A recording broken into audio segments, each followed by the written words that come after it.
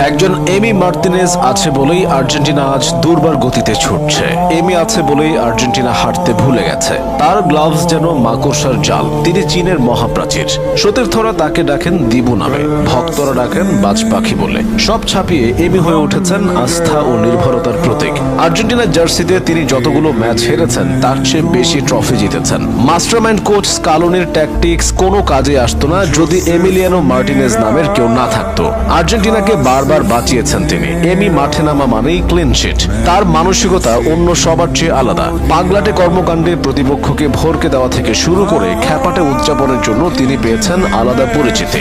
Mind গেমে তিনি দুর্দান্ত। শুধুমাত্র এমিলিয়ানো মার্তিনেজের জন্যই ফুটবলের সর্বোচ্চ নিয়ন্ত্রক সংস্থা ফিফা বেশ কিছু নিয়মে পরিবর্তন আনতে বাধ্য হয়েছে।